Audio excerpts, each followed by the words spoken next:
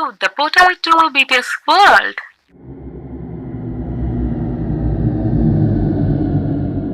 Hi armies, எல்லாரும் எப்படி இருக்கீங்கடா? நல்லா இருப்பீங்கன்னு நினைக்கிறேன். ஃபர்ஸ்ட் பார்ட் பார்க்காதவங்க பார்த்துட்டு வந்துடுங்க, இருந்தால் தான் கதை புரியும். லாஸ்ட்டாக நம்ம என்ன பார்த்துருந்தோம்னா, நம்ம டீ வந்து ஒரு திருடனை பிடிச்சிருப்பாரு. அவர் ஃபோர்ஸாக தள்ளியிருக்க கூட மாட்டார், ஆனால் அவர் திருச்சிண்டு போய் விழுந்திருப்பார். அதே டைமில் நம்ம ஜூன் என்ன பண்ணியிருப்பாருன்னா, ஏதோ டிஃப்ரெண்ட்டாக சவுண்டெல்லாம் சென்ஸ் ஆகுறதுனால டீக்கு ஒரு மெசேஜ் மட்டும் போட்டுட்டு அவர் திரும்பி அவரோட வீட்டுக்கே கிளம்பி போயிருப்பாரு. அதுக்கப்புறம் என்ன நடந்துச்சுன்னு வாங்க ஸ்டோரிக்குள்ளே போய் பார்த்துக்கலாம். இவர் ஸ்டேஷனுக்குள்ளே என்ட்ரு ஆகுறாரு. அந்த டைமில் எல்லா போலீஸ் ஆஃபீஸருமே இவரை ஆச்சரியமாக பார்த்துட்டு இருக்கா. அப்போது இவர் போய் எல்லாருக்கிட்டையுமே நார்மலாக பேசுகிறதுக்காக ட்ரை பண்ணுறாரு. ஆனால் அவங்களுக்கு என்னமோ ஒரு டிஃப்ரெண்ட்டாக சென்ஸ் ஆகுது. அப்போது ஒரு ஆஃபீஸர் மட்டும் வந்து இவருடைய ஹேண்டை அப்படியே ஹேண்ட்ஷேக் பண்ணிவிட்டு, வெல்டன், ஒரு புதிய புதிய ஒரு ஆஃபீஸரை பார்க்குறோம். இன்னும் நிறைய எதிர்பார்க்குறோம் உங்ககிட்ட இருந்து. உங்கள் அப்பா பேரை நீங்கள் கண்டிப்பாக காப்பாற்றுவீங்கன்னு நாங்கள் நம்புகிறோம் சார் அப்படின்னு சொல்லிட்டு சல்யூட் பண்ணுறாங்க.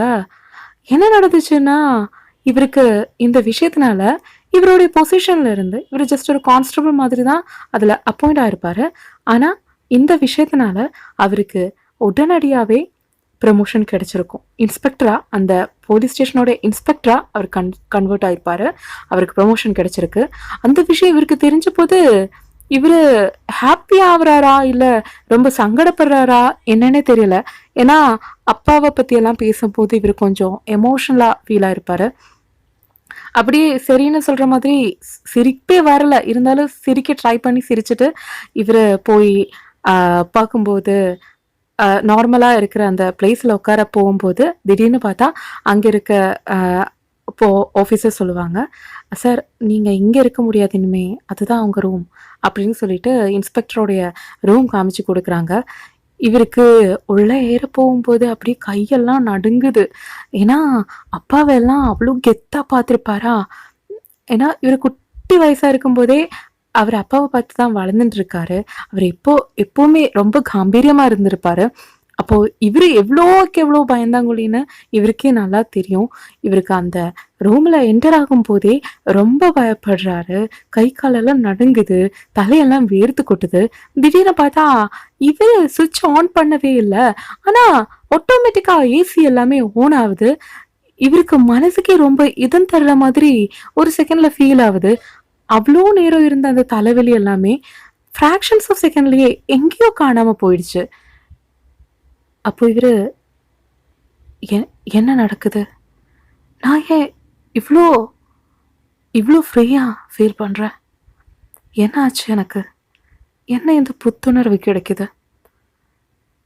அப்பா, அம்மா, நான் எவ்வளோக்கு எவ்வளோ சீக்கிரமாக உங்ககிட்ட வர முடியுமோ அவ்வளோக்கு அவ்வளோ சீக்கிரமாக வருவேன்.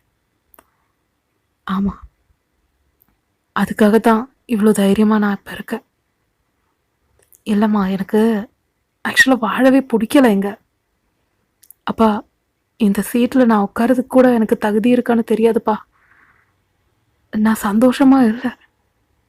எப்போ நீங்கள் எல்லாருமே என்னை விட்டுட்டு போனீங்களோ அதிலிருந்தே நான் சந்தோஷமாகவே இல்லை அப்படின்னு சொல்லிட்டு இவர் கண்ணெல்லாம் நிறைஞ்சு வழிஞ்சிட்ருக்கு. அப்போ திடீர்னு, சார் மே கமின் சொல்லிட்டு ஒரு குரல் கேட்குது. என்னமோ கேஸ் டீட்டெயில்ஸ் அந்த மாதிரியெல்லாம் கொண்டு வந்து கொடுக்குறாங்க. பார்க்கும்போது இவரை ஷூட் பண்ண அந்த மாஃபியாவோட அந்த கேஸ் தான் மறுபடியும் வருது. ஏன்னா அன்னைக்கு நடந்த அந்த விஷயத்தில் அவங்களால அந்த மாஃபியா கேங்ஸ்டரை பிடிச்சிருக்க முடியாது. இப்போ இவர் என்ன சொல்கிறாருன்னா, சரி எனக்கு அவங்கள பிடிக்கிறதுக்கான வேலையை ஆரம்பிக்கலாம், அதுக்காக என்னெல்லாம் பிளான் பண்ணணுமோ பண்ணுங்க அப்படின்னு ரொம்ப காம்பீரியமாக பேசிட்டு அதுக்கான பிளானிங் எல்லாம் இவரே போட்டுட்டு சரி நம்ம அதுக்கான வேலைக்கு போகலாம், நாளைக்கு அந்த மிஷன் ரெடி பண்ணலான்னு சொல்லிட்டு எல்லாருமே ரெடி ஆகுறாங்க. அது மட்டும் இல்லை, அந்த போலீஸ் ஸ்டேஷன்ல இருக்கிறவங்க எல்லாருக்குமே ரொம்ப ஆச்சரியமா இருக்கு. இவரு ரொம்ப போல்டா பேசுறாரு. இன்ன வரையில ஒருத்தங்களுடைய கண்ண பார்த்து கூட இவரு பேச மாட்றாரு.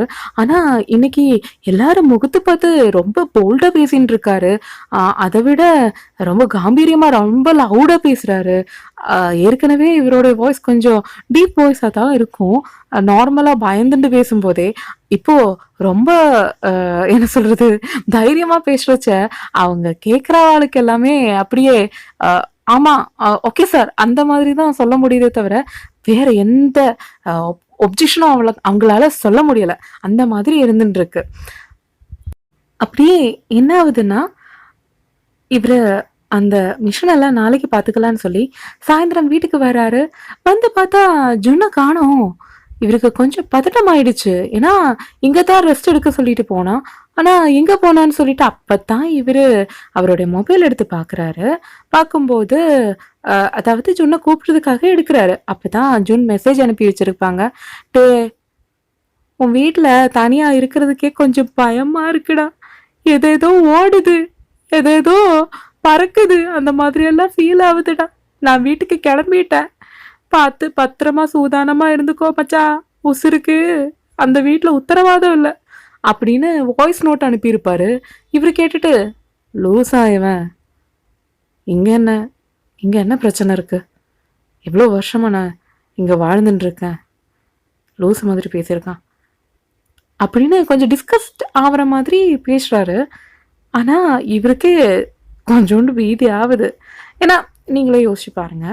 ரொம்ப காலமா பயந்தாங்கோலியா இருந்தவங்க, ஒரே நாள்லயே ரொம்ப தைரியமா எவ்வளோதான் பவர்ஸ் அந்த மாதிரிலாம் வந்திருந்தாலும், ஒரே நாள்லயே தைரியமானவளா கன்வெர்ட் ஆக முடியாதுல்ல. அந்த மாதிரி ஒரு ஸ்டாண்ட்ல தான் இப்ப நின்னுட்டுருக்காரு. இவரு நைட்டு தூங்க போகும்போது கூட லைட் ஆஃப் பண்ணல. லைட் ஆஃப் பண்ணாமலே படுத்துட்டு இருக்காரு. அப்புறமா இவரு யோசிக்கிறாரு, ஆக்சுவலா நானே சாகணும்னு தான் இவ்ளோ பெரிய கேஸ் எல்லாம் இன்வால்வ் ஆக போறேன். ஆனா, ஜூன் சொன்ன இந்த விஷயத்துக்கு நான் இவ்ளோ பயப்படுறேன். இதுல கூட நான் எவ்ளோ கோழையா இருக்கேன். உங்களுக்கு பெருத்த அபமானமா இருக்கும்லப்பா. அப்படின்னு நினைச்சிட்டு கொஞ்சம் வரி ஆகுறாரு. அதுக்கப்புறமா இவரே நார்மல் ஆயிடுறாரு. மறாவது நாள் எந்திரிக்கிறாரு. அதுக்கப்புறமா அந்த மிஷனுக்கு கிளம்புறாங்க. போன வாட்டி யாரு இவரை ஷூட் பண்ணாரோ அவங்கள இன்னைக்கு என்கவுண்டர் பண்றதே நம்ம டேயா தான் இருக்கும். பெரிய ஃபைட் நடக்குது. இவ்வளோ காலமா யாராலையுமே பிடிக்க முடியாத அந்த கேங்ஸ்டரை புல்லட் பாயிண்ட்ல அப்படியே புடிச்சிட்டாரு. அரெஸ்ட் பண்ணிட்டு ரொம்ப கெத்தா வந்துட்டு இருக்காரு. ஆஃபீஸர்ஸ் கூட ஒர்க் பண்ற கோலீக்ஸ் எல்லாருக்குமே ரொம்ப பெருமையா இருக்கு. ஏன்னா ரொம்ப ரொம்ப கஷ்டப்படுத்தின்னு இருப்பான் அந்த கேங்ஸ்டர், அந்த மாஃபியா. எல்லாருக்குமே டக்கால்ட்டி காமிச்சிட்டு இருப்பான். ஆனா நம்மட்டே ஒரே நாள்லயே அப்படியே வெல்ப்பா புடிச்சிட்டு வந்துட்டாரு. அதனாலயே எல்லாருக்குமே ரொம்ப ஆச்சரியம். அதே மாதிரிதான் நிறைய நிறைய மிஷன்ஸ்க்கு அதுக்கு அப்புறமா போறாரு. இவரு தனியாவும் போறாரு. ஆனா இவரு தனியா போனாலும் எங்க இருந்தாலும் தனியா உன்னை மட்டும் விட்டுறவே மாட்டேன்டா மச்சான்ற மாதிரி ஜூன் அப்படி வாழு மாதிரியே கூடயே வந்துருவாரு. ஏன்னா அவருக்கு என்னமோ தப்பா தோணுது, இவன் ஏன் இவ்ளோ தைரியமா இந்த மாதிரி பண்றான்னு. ஆனா ஒவ்வொரு வாட்டியும் யாராச்சும் இவரை குத்த வந்தாலோ, இல்ல ஒவ்வொரு வாட்டி இவருக்கு அடிபடுற மாதிரி ஏதாச்சும் சிச்சுவேஷன் வந்தாலோ என்னன்னு தெரியல, இவரே அதுக்கு என்ன சொல்றது திரும்பி நிக்கும்போது, நான் போன எபிசோட்ல சொல்லியிருப்பேன், இந்த ஜாடி எடுத்து எரியும் போதெல்லாம் கரெக்டா அந்த சென்ஸ் ஆகி பிடிக்கிறது இந்த மாதிரி எல்லாம் இவருக்கு தெரியாமையே அதெல்லாமே நடந்திருக்கும். ஒரு வாட்டி ஷூட் பண்ண கூட வந்திருப்பாங்க.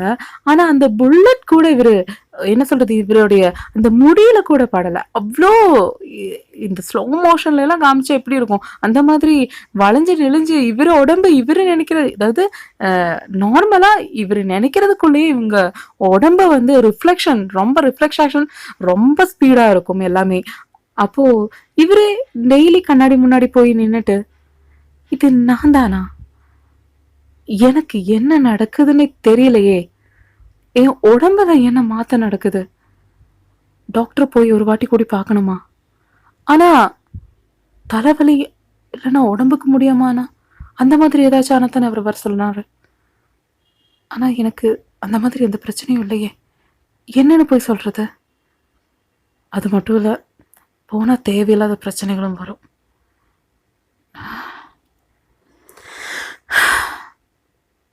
சரி, எவ்வளோ நாள் வாடுறேனோ அவ்வளோ நாள் வாழ்ந்துட்டு போகலாம். அப்பாவோடைய பேர் காப்பாற்றுறதுக்கான ஒரு டைமாக இதை நான் கன்சிடர் பண்ணிக்கிறேன். அந்த மாதிரி இவர் டெய்லி கண்ணாடி முன்னாடி நின்று நினச்சிட்டே இருப்பார். அது மட்டும் இல்லை, இவர் நிறைய திருடனுங்களை அதே மாதிரி முடிக்க முடியாத கேஸுங்களை எல்லாத்தையுமே முடிக்கிறதுனாலேயே இவருக்கு திடீர்னு ஹையர் பொசிஷனுக்கு இவருக்கு ப்ரொமோஷன் கிடைச்சுட்டே இருக்கும். ரொம்ப ஹாப்பியாக போயிட்டு இருப்பாரு இவருக்கு. ஆனால் மற்றவாளுக்கெல்லாம் பார்க்கும்போது இவர் ரொம்ப ஹாப்பியாக இருக்கிற மாதிரி தெரியறது. ஆனால் இவர்கிட்ட தான் கேட்கணும், ஏன்னா இவருக்கு வாழ்க்கையே பிடிக்கல. ஏதாச்சும் ஒரு இடத்துல போகும்போது யாராச்சும் ஷூட் பண்ண மாட்டாளா, யாராச்சும் ஏதாச்சும் பண்ணி எனக்கு கொன்ற மாட்டாளா, அந்த மாதிரி நினைச்சுட்டு தான் இவர் போயிட்டு இருக்காரு. அந்த டைம்ல பார்த்தா திடீர்னு இவர் ஸ்டேஷன்ல உட்காந்துருப்பாரு. அந்த டைம்ல ஒரு ஃபோன் கால் வருது. அப்போ பக்கத்துல இருக்கிற, அதாவது ஃபோன் வர்றது வந்து போலீஸ் ஸ்டேஷன் நம்பருக்கு தான். அப்போ ஒரு கான்ஸ்டபிள் திடுதுப்புன்னு ஓடி வந்து நம்ம கிட்ட வந்து, சார் ஒரு எமர்ஜென்சி அப்படின்னு சொல்றா. அப்போ இவரு, என்னாச்சு சார்? ஓ, நம்ம அரெஸ்ட் பண்ண மாஃபியா தலைவர் இருக்காருல்ல, அவர் எஸ்கேப் ஆயிட்டாரு. அவரு தான் கால் பண்ணியிருக்காரு, உங்ககிட்ட பேசணும்னு சொல்றாரு. முதல்ல கொஞ்சம் காமா இருங்க. எதுக்கு இவ்வளோ பதட்டப்படுறீங்க? ஜஸ்ட் எஸ்கேப் தானே இருக்கான், பிடிச்சிடலாம். அது மட்டும் இல்லை, நம்ம மந்திரியோட பொண்ணை கடத்திட்டு போயிருக்காரு. அதை வச்சு பேரம் பேசிட்டு இருக்காங்க. உங்ககிட்ட பேசணும்னு சொன்னாங்க. அதை கேட்ட உடனே திடீர்னு எந்திரிச்சிட்டாரு. போய் அந்த ஃபோன் கால் அட்டன் பண்ணுறாரு. ஹலோ. அப்போது ஆப்போசிட்டில் இருக்க அந்த ஃபோனில், யாராலையுமே என்னை பிடிக்கவே முடியாமல் இருந்துச்சு. நேற்று முளைச்ச சுண்டக்கா பையன் என்னையே அரெஸ்ட் பண்ணிட்டல. இன்னைக்கு நீ மட்டும் தனியா நான் சொல்கிற இடத்துக்கு வா. நீ வேற ஏதாச்சும் பண்ணணும்னு நினச்ச, இந்த பொண்ணோடைய ஒரு முடி நகம் கூட உனக்கு கிடைக்காது, புரியுதா? அப்படின்னு சொல்லிட்டு கெட்ட வார்த்தையில திட்டிட்டு அந்த ஆளு கால் கட் பண்ணிட்டாரு. வந்து அவரோட உயிரை பற்றி கவலைப்படலை. ஆனால் நம்மளால வேறொரு ஜீவன் போகக்கூடாதுன்னு அவர் உறுதியாக இருக்காரு. நெக்ஸ்ட் காலுக்காக வெயிட் பண்ணிட்டு இருக்காங்க. அது கூட இவர் சொல்கிறாரு, அந்த கால் எங்கிருந்து வந்துச்சுன்னு நீங்கள் டீட்டெயில்ஸ் கலெக்ட் பண்ணுங்கள், ட்ரைஸ் பண்ண முடியுதானு பாருங்கள் அப்படின்னு எல்லாருக்கிட்டையுமே சொல்கிறாங்க. அதே மாதிரி ட்ரை பண்ணிட்டு இருக்காங்க. ஏன்னா கூட்டிகிட்டு போயிருக்கிறது, கடத்திட்டு போயிருக்கிறது மினிஸ்டர் பொண்ணாச்சே, பார்க்காம இருக்க மாட்டாளே. அந்த மாதிரி பார்க்கும்போது தான் அந்த மாஃபியா கூப்பிடுறதுக்கு முன்னாடியே அவங்க எங்கே இருக்கிறாங்கன்ற அந்த இன்ஃபர்மேஷன் இவாளுக்கு கிடைச்சிருச்சு. அப்போது இவர் அங்கே போகிறாங்க. யாருக்கிட்டையுமே அதாவது ஒரு பேக் ஃபோர்ஸ் கூட இல்லாமல், யாருக்கிட்டையுமே சொல்லாமல், இவர் எப்போ வெளியே போனாருன்னு அங்கே இருக்கிற யாருக்குமே தெரியாது. ஆனால் இவர் போயிட்டு நேரடியாக அந்த மாஃபியா முன்னாடி போய் நிற்கிறாரு. அந்த ஆளுக்கா ரொம்ப பதட்டம். ஏன்னா அந்த லாஸ்ட் நடந்த அந்த ஃபைட்டிங் சீன்லேயே அந்த மாஃபியா இவரை பார்த்து கொஞ்சம் பயந்துருப்பாரு. ஏன்னா ஒவ்வொரு வாட்டி இவரை அட்டாக் பண்ண வரும்போதும் இவருடைய கண்ணு கிரீன் கலரில் மாறிண்டே இருந்திருக்கும். இவர் அவங்கள அட்டாக் பண்ணும்போது ரொம்ப ஃபோர்ஸ்ஃபுல்லாக அடி விழுந்திருக்கும். நார்மலாக ஒரு ஹியூமன் அடிக்கிற மாதிரியே இருந்திருக்காது. அப்போது இவர் தனியாக வந்திருந்தாலும் மாஃபியாவுக்கு கொஞ்சம் அழுதான். இப்போ உனக்கு என்ன வேணும்? என்னோட உயிரை எடுக்கணுமா? அந்த பொண்ணை முதல்ல பத்திரமா அனுப்ப பாரு. உனக்கு என்ன தேவையாக இருந்தாலும் நாதா தனியாக தான் வந்திருக்கேன், கூட யாருமே இல்லை. ஷூட் பண்ணுறதாங்க ஷூட் பண்ணிக்கோ, உனக்கு என்னென்ன கொல்லணுமா கொண்டுக்கோ அப்படின்னு சொல்லிட்டு இரு பாட்டுக்கு கையை கட்டிட்டு பேசாமல் நின்றுருக்காரு. மாஃபியாவுக்கே கொஞ்சம் கன்ஃபியூஷன் ஆயிடுச்சு. என்ன நடிக்கிறையா, எங்க உன் ஃபோர்ஸு, நீ தனியாக வந்தேன்னு சொன்னால் நான் நம்பணுமா அப்படின்னு சொல்லும்போது இவர் கையை கொஞ்சம் ரிலீஸ் பண்ணுற மாதிரி, கை கட்டின்னு இருப்பாளா, ரிலீஸ் பண்ணுற மாதிரி போகிறதுக்குள்ளே இவர் கன் எடுத்து ஷூட் பண்ண, ஏதாச்சும் எடுத்த ஷூட் பண்ணிடுவேன் அப்படின்னு சொல்லிட்டு பயந்து நடுங்கின்னு இருக்காரு.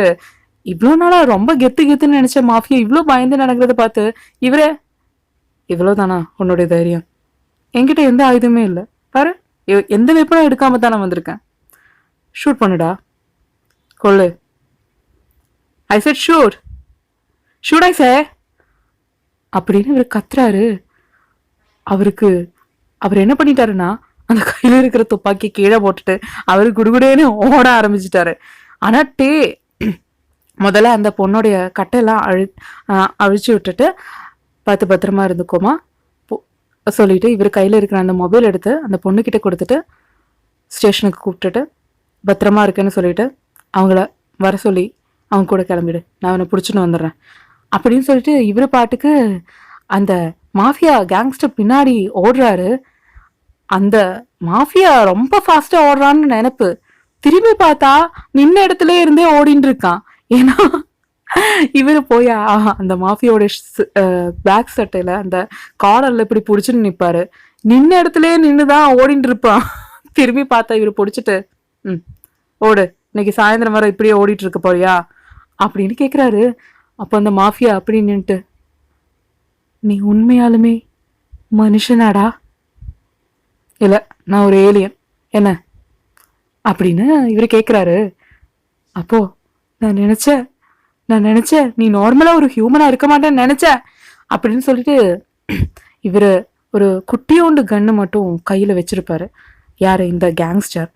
அவர் அதை எடுத்துட்டு திடீர்னு இவர் அன்எக்ஸ்பெக்டடா இருக்கிற டைம்ல ஷூட் பண்ணிட்டாரு. ஷூட் பண்ணா கேங்ஸ்டரும் அப்படியே வாயை பிளந்துன்னு பார்த்துட்டு இருப்பா. அதே மாதிரிதான் டேயும். ஏன்னா அந்த புல்லட்டு ஒரு இன்ச் அந்த சைடோ இந்த சைடோ நவராம அப்படியே அந்தரத்திலே நின்றுட்டு இருக்கு. கேங்ஸ்டர் அப்படியே வாயை பிளந்து அந்த அளவுக்கு புத்தி பேதளிக்கிற மாதிரி ஆயிடுத்து, என்ன நடக்குதுன்னு தெரியாம. நம்ம டேக்கா திடீர்னு பார்த்தா தலைவலிக்க ஆரம்பிச்சிருச்சு. அப்படியே அங்கேயே டே மயக்கம் போட்டு விழுந்துட்டாங்க. அதுக்குள்ளேயே பார்த்தா மற்ற போலீஸ் ஆஃபீஸர்ஸ் எல்லாமே வந்துட்டு இந்த மாஃபியாவை அரெஸ்ட் பண்ணிட்டாங்க. அரெஸ்ட் பண்றதுக்காக மாஃபியா பக்கத்துல போகும்போது தயவு செஞ்சு என்ன காப்பாத்துக்கோ, இவங்கிட்ட இருந்து காப்பாத்துக்கோன்னு சொல்லிட்டு இவரே போய் சரணடைஞ்சிருவாரு. அப்போ டே கடைசியா கண்ணை மூடும்போது, அந்த இடத்துல தலை சுத்தி விழுந்து கண்ணை மூடும்போது இவருக்கு ஆப்போசிட்லயே ஏதோ ஒரு ரிஃப்ளெக்ஷன், ஒரு தண்ணி மாதிரி ஒரு உருவம் கிடக்குற மாதிரி இவருக்கு ஃபீல் ஆகுது. ஆனா அது கண்ணு பச்சை கலர்ல இருக்கு. அது மட்டும்தான் இவருக்கு பார்க்க முடியுது. அப்போ இவரு கண்ணை மூடுது, அதே மாதிரி அதுவும் கண்ணை மூடுது. அது மட்டும்தான் இவருக்கு தெரியுது. அப்படியே கட் பண்ணி இவரு கண்ணை திறக்கும்போது அதே ஹாஸ்பிட்டல்ல இருப்பாங்க. பார்த்தா இவரு எம்ஆர்ஐக்குள்ள போயிட்டு இருப்பாங்க. திடீர்னு பார்த்தா இவரு அந்த இடத்துல இருந்து சத்தம் போட ஆரம்பிச்சிருவாங்க. அப்போ திடீர்னு அந்த மிஷின் எல்லாம் ஆட்டோமேட்டிக்கா ஆஃப் பண்ணிட்டு நம்ம டாக்டர் உள்ள வந்துட்டு, என்னாச்சு, என்ன சார் என்னாச்சு, நான் நான் நான் என்ன நான் எங்க இருக்கேன், இல்ல திடீர்னு நீங்க அந்த கேங்ஸ்டரை அரெஸ்ட் பண்ண போற இடத்துல தலை சுத்தி விழுந்துட்டீங்க, அதான் எம்ஆர்ஐ எடுத்து பார்க்கலான்னு சொல்லிட்டு உள்ள ஏத்தினோம். உங்களுக்கு அனஸ்தேஷியா கொடுத்துருந்தோமே, ஆனா நீங்க நீங்க எப்படி எந்திரிச்சிங்க அப்படின்னு சொல்லும்போது இவர் தலையில கை வச்சுட்டு அப்படியே என்னென்னமோ ரீகால் பண்ணுது. இவருக்கு தெரியாத விஷயங்கள், புரியாத விஷயங்கள், எதேதோ மண்டைக்குள்ள ஓடின்னு இருக்கு. இவருக்கு புரிய மாட்டேங்குது. தலை வலிக்குது, கொஞ்சம் காமா இருங்க சிஸ்டர் சொல்லும்போது ஒருத்தங்க இன்ஜெக்ஷன் எடுத்துட்டு வராங்க. வந்துட்டு இன்ஜெக்ஷன் போடுறாங்க. அதுக்குள்ளேயே இவர் வாங்கிட்டு எம்ஆர்ஐ எடுத்து பார்க்கும்போது ஒன்றும் இல்லை, ஆஸ் யூஷுவல் நார்மலாக தான் இருக்கு. அந்த பச்சை கலரில் ஒரு பார்ட்டிக்கிள் மட்டும் அவர் எம்ஆர்ஐல கரெக்டாக க்ரீன் கலராக தெரியுறது. அப்போது டாக்டர்ஸ் ரொம்ப பெரிய பெரிய டாக்டர்ஸ் எல்லாமே வந்து கூடி கலந்து பேசுறாங்க. ஆனா அவங்களுக்கு என்னன்னு ஃபைண்ட் அவுட் பண்ணவே முடியல. கடைசியில நம்ம டேக்கிட்ட வந்து அவங்க பேசுறாங்க. ஆக்சுவலா உங்களுக்கு ஃபிசிக்கலா எந்த விதமான பிரச்சனையும் இல்ல. அந்த கிரீன் பார்ட்டிகள்னால தான் பிரச்சனைன்னு நினைக்கிறேன். இப்ப பார்க்கும்போது பிரெயின் எல்லாம் நார்மலா தான் ஃபங்க்ஷன் ஆயின்னு இருக்கு. வேற பிரச்சனை எதுவுமே இல்ல. மறுபடியும் இதே மாதிரி தலை சுத்தல் வந்துச்சுன்னா நீங்க வந்து அட்மிட் ஆகுங்க. நமக்கு ஆப்ரேட் பண்ணி அதை வெளியெடுத்துடலாம் அப்படின்னு டாக்டர் சொல்றாரு. சரி டாக்டர், பிரச்சனை இல்லை. மச்சான், ஏன்டா உங்ககிட்ட அன்னைக்கே டாக்டர் சொன்னார்ல 1 மந்த் பெட் ரெஸ்ட் எடுக்க சொல்லி. இப்பதான்டா ஜஸ்ட் 3 வீக் தான் ஆயிடுச்சு.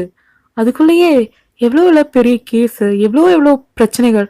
அதுக்குள்ள ஏன்டா இப்படி போய் நீயே வளன்றிய போய் நின்னுட்டு இருக்க அப்படின்னு ஜூன் கேட்குறாரு.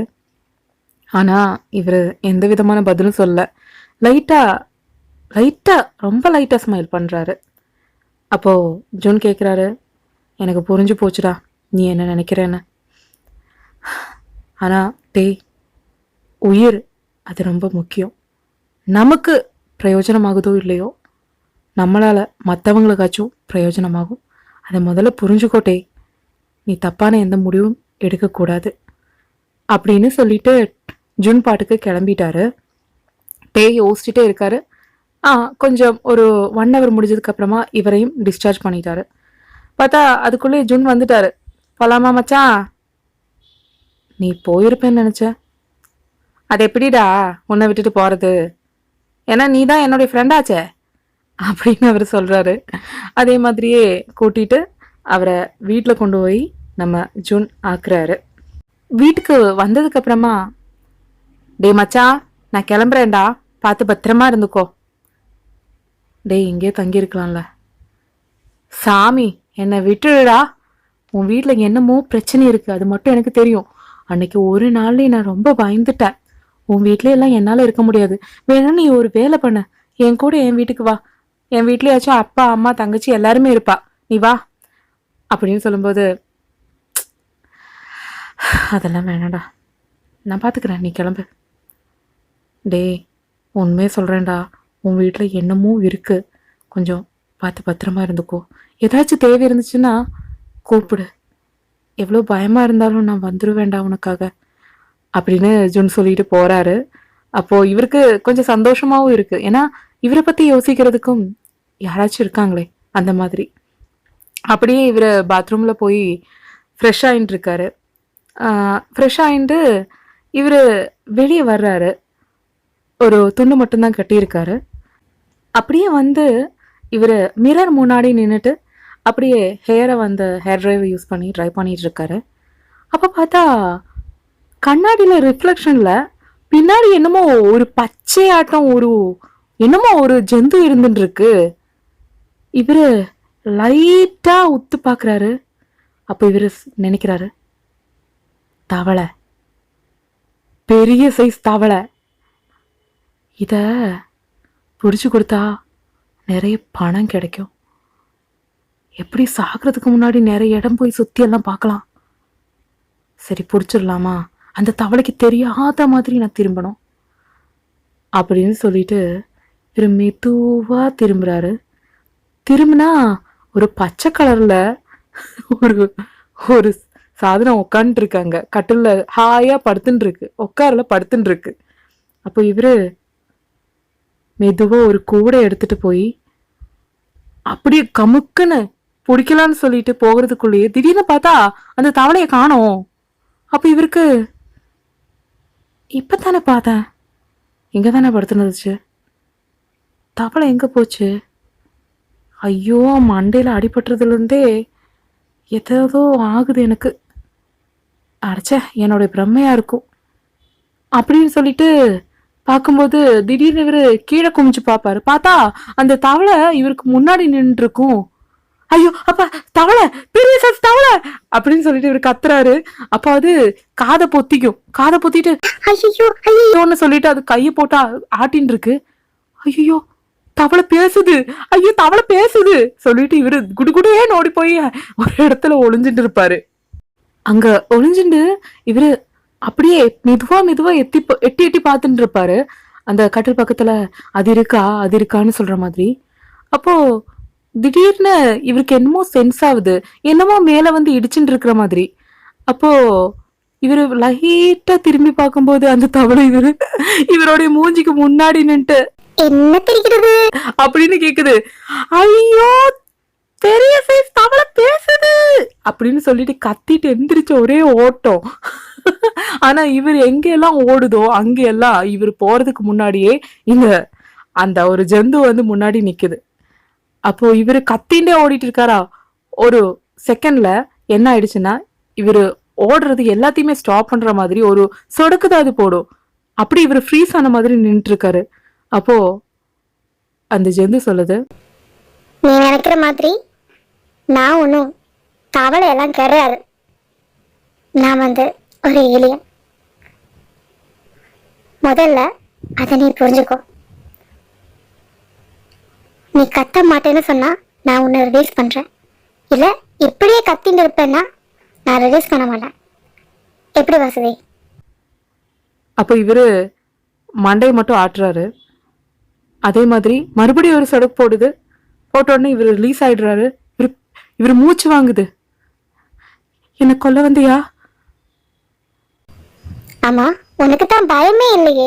நீ ஏன் சாக துணிச்சு தானே நடந்துட்டு இருக்க. அப்புறம் மட்டும் எதுக்கு என்ன பார்த்து பயப்படுற?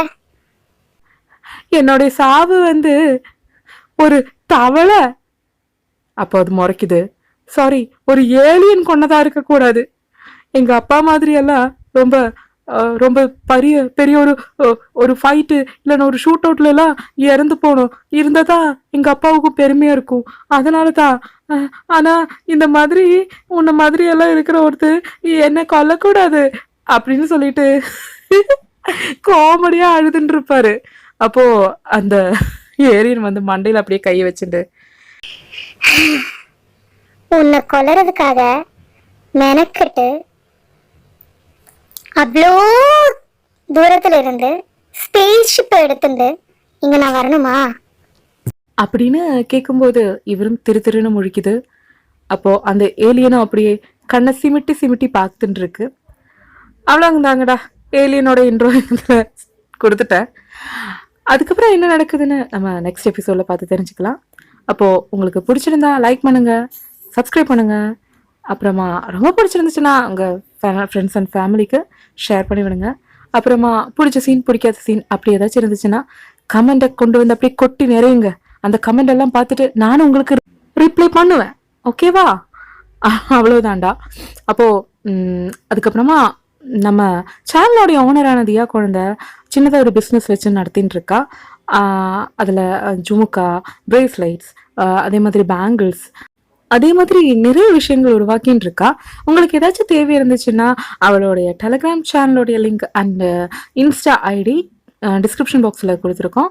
தேவைங்கிறவங்க காண்டாக்ட் பண்ணுங்கள். ரொம்ப அழகாக பண்ணியிருக்கா, எனக்கே ரொம்ப பிடிச்சிருந்துச்சு எல்லாமே. அப்போது சப்போர்ட் பண்ணுங்கடா. அதே மாதிரி போர்ட்டல் டு ஃபேஷன்னு சொல்லி ஒரு சேனல் கூட இருக்குது, அதை கூட சப்போர்ட் பண்ணுங்கள். அதில் அவள் பண்ணுற நியூவான எல்லா ஆர்னமெண்ட்ஸோடைய விஷயங்கள் எல்லாம் அதில் இருக்கும். அப்போது பாருங்கள் காய்ஸ், சப்போர்ட் பண்ணுங்கள். அப்போது அடுத்த எபிசோடில் உங்களை பார்க்குற வரையிலும் உங்களிடமிருந்து விடை பெறுவது உங்களது பிரியமான அச்சு. டாடா, பாய் பாய், சராங்கி ஆர்மீஸ்.